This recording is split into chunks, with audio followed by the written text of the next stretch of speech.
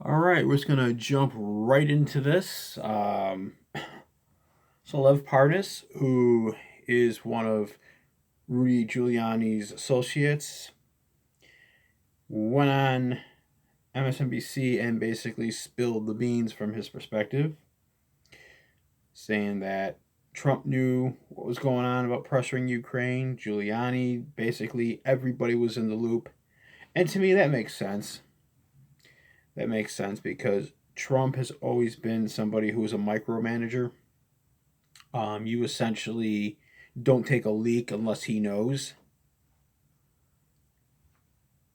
And it does not matter to us how much of a bombshell this is, how important we think this is, or if we think it's going to end Trump's presidency. No, you see, here's what's going to happen. Trump is, who, by the way, he has gone dark on on Twitter tonight. He's not tweeting anything, which is probably good for him. Hopefully, somebody's taken away his phone. But it doesn't matter how clear the evidence will turn out to be. It doesn't matter how many smoking guns are there. Trump will sell to his base that's a witch hunt, and they will gleefully respond like Pavlov's dog to the bell. And they'll be like, hey, yeah, it's a witch hunt. Yeah, Donald, you're the greatest. And that's what's going to happen. Okay, it's what's been happening for the past couple of years. Donald Trump is essentially a cult leader. He's a David Koresh. He's a Jim Jones. And I'm not saying that to insult those that follow Trump, who are Trump supporters. I'm just saying that basically this guy could loot an ATM machine right in front of them, and they would still think that he was being falsely accused of the crime. That's the type of control, the gaslighting, if you want to use that term, that Trump has been able to do to his followers. Oh, and by the way, lost in all this going on across the ocean, Trump's buddy, his idol, Vladimir Putin, is looking to basically make himself leader for life in Russia, essentially. Some have said basically the entire Russian government has resigned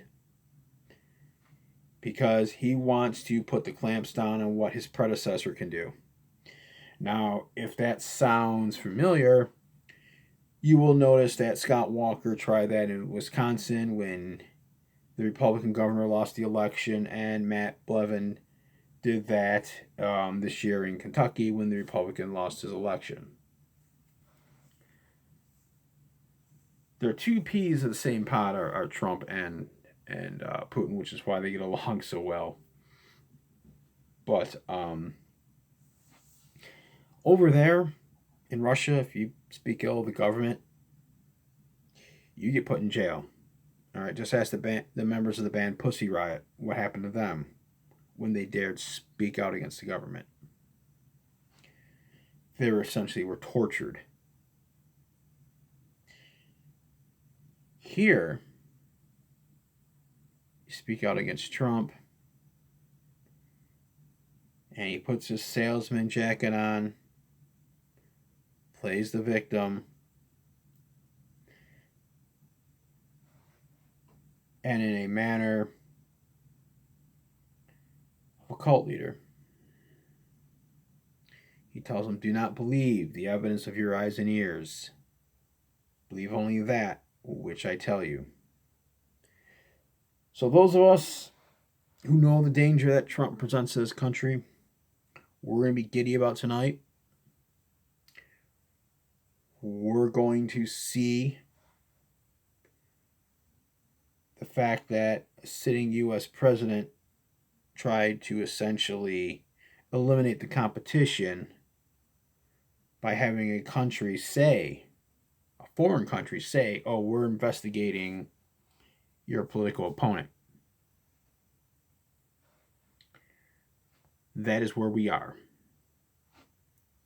And it does not matter how damning the evidence is. Trump supporters, you're never going to believe it. So don't even try to argue with them. Mute them or ignore them on Twitter, Facebook, or whatever social media you are on. If Watergate told us anything, don't rush into it.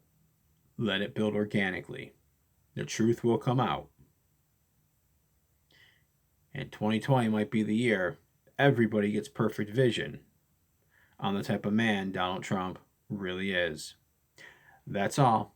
Have a good night and a better tomorrow.